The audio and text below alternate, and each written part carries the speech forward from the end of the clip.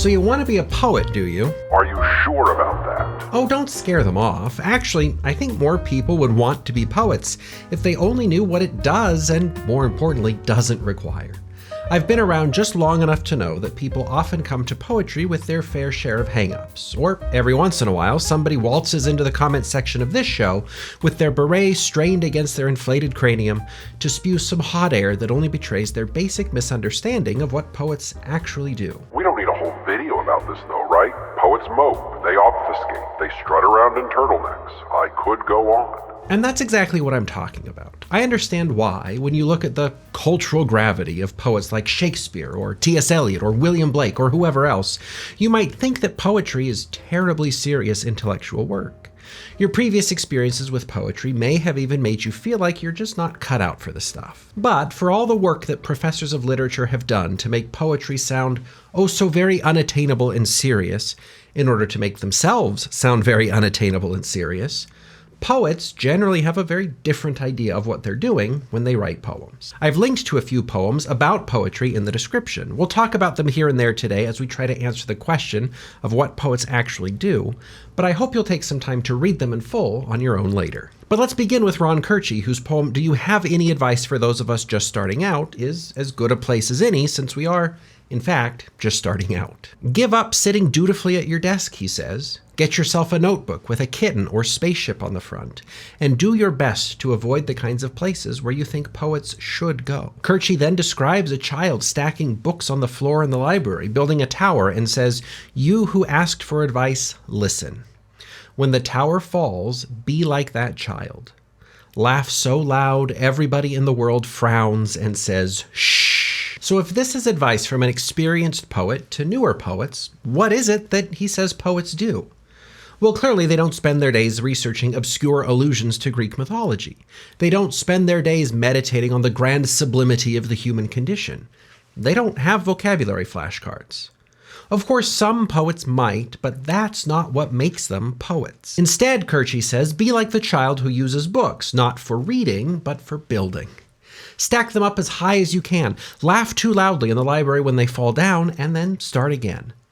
If you want to be a poet, then you might want to let go of the idea that it's solemn intellectual labor and adopt instead the idea that you're gonna have some fun. And Tom Wayman's poem, The Poet, further frees us from the portrait of the poet as an enigmatic genius.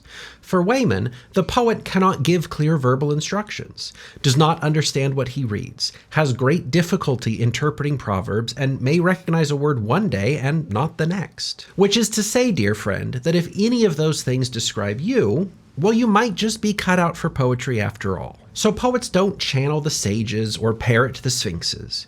You don't need a degree to write poetry, and you definitely don't need to carry a hefty volume of continental philosophy under your arm to look the part. But what do you actually do then? Well, you write poems, simple enough. No, it's never that simple. If it were, this video could have just been a very short email. You're right. Actually, it makes me think of the years I spent in poetry school. When I told people I was studying poetry, they always inevitably asked, what are you going to do with that?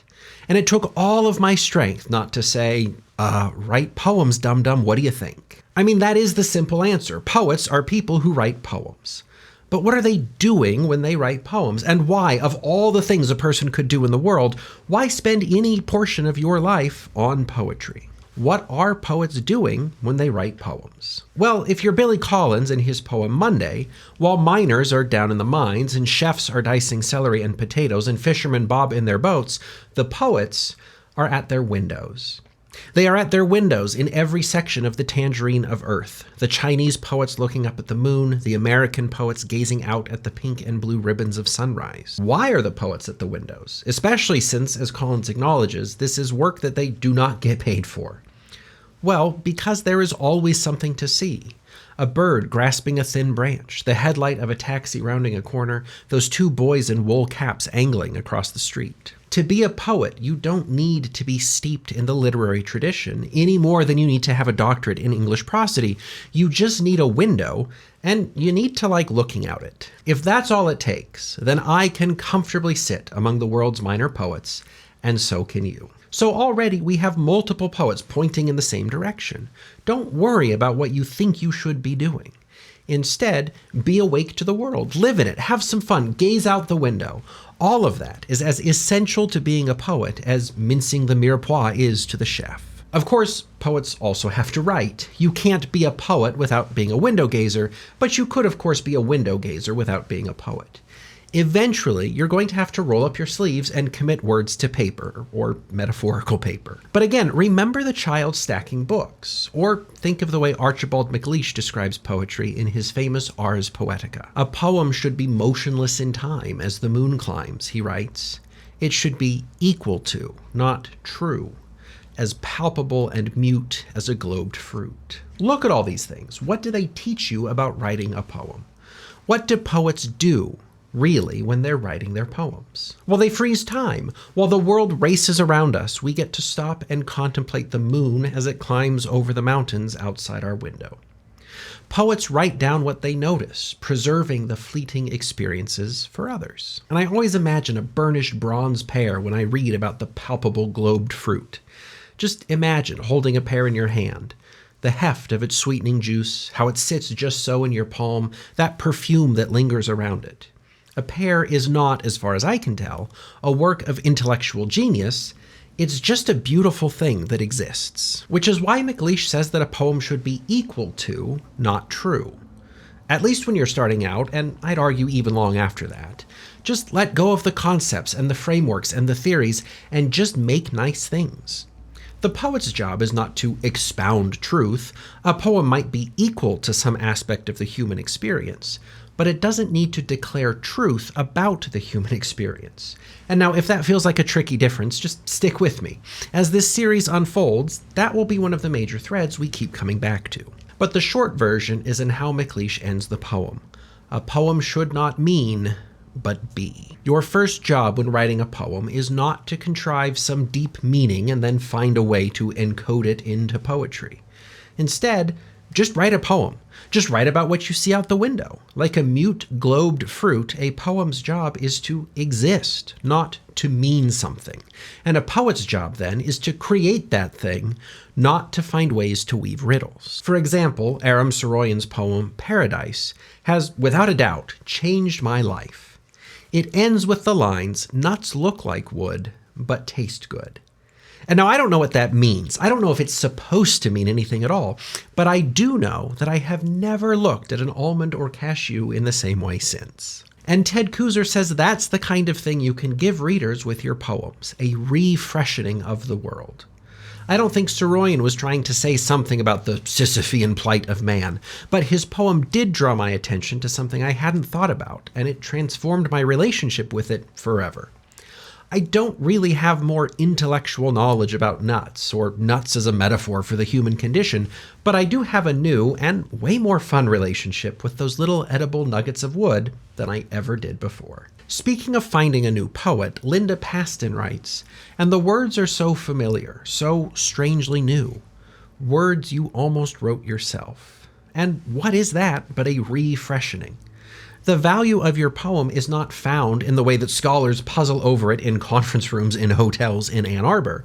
The value of your poem is in how it reaches another person and shows them some aspect of the world in a new, more meaningful way. Even if that meaningful insight only goes as far as almonds look like wood. Because remember, again, your basic job is to be the child stacking books in the library and laughing too loudly when they fall over. Staring listlessly out windows, stacking books haphazardly all around you, saying things that don't have any meaning. You know what? I think I finally believe it. You are a poet, bud. Well, thanks. So, we've got a good handle on the fact that poets don't need to be pseudo-intellectuals, and their poems don't need to be treatises in verse. It's enough to sit by your window and write pithy lines on the material properties of walnuts. But why? Why do any of this, if not to be the focus of academic acclaim for generations to come? Well, Elizabeth Alexander writes, "Poetry is the human voice, and are we not of interest to each other?" Ted Kooser says, by writing poetry, even those poems that fail and fail miserably, we honor and affirm life. We say we loved the earth, but could not stay. Seamus Heaney, a Nobel-winning poet, said that the purpose of poetry is to be of service. Sure, poets don't build bridges or feed the hungry or treat the sick. But in an appropriately metaphorical way, they kind of do. A good poem can connect two people across unimaginable distances. It can fill a hole in a wounded soul, and it can reinforce the heartsick. Poetry is the human voice, and in a world where airlines pack people in shoulder to shoulder and patella to sacrum, where robots read resumes written by robots for jobs that don't actually exist, and where infinitely scrolling algorithms siphon off the top layers of our minds, what better service can we perform than to assert that human voice? To write a poem that reminds a reader that there is, in fact, a person at the other end, and that they're not so alone in a dehumanizing time. Beyond that, I also love what Kuzer says about the value of poetry and of poets in particular. Considering the ways in which so many of us waste our time, what would be wrong with a world in which everybody were writing poems? After all, there's a significant service to humanity in spending time doing no harm. While you're writing your poem, there's one less scoundrel in the world. And I'd like a world, wouldn't you, in which people actually took the time to think about what they were saying? It would be, I'm certain, a more peaceful, more reasonable place. I don't think there could ever be too many poets. And that, of course, is why this series exists. It might seem strange to start a course about poetry without talking about lines or rhymes, but I think it's important to get the bigger vision and sense of direction in place first, especially with something as plagued by misconceptions as poetry. The simple reality is it's just not the exercise in high-minded intellectual posturing as some of your previous experiences may have led you to believe. So if you're ready to be of service and to laugh a little louder than you should in public places, I hope you'll grab a kitten-covered notebook and join me on the rest of this journey. For now, though, do what you can to spend some time by your window and just practice describing what you see. If you want a more structured push into writing a poem, check out Substack for a prompt I assign to my students at the start of a semester. Either way, come back next time for even more poetic fun. Thank you so much for watching, and we'll see you then.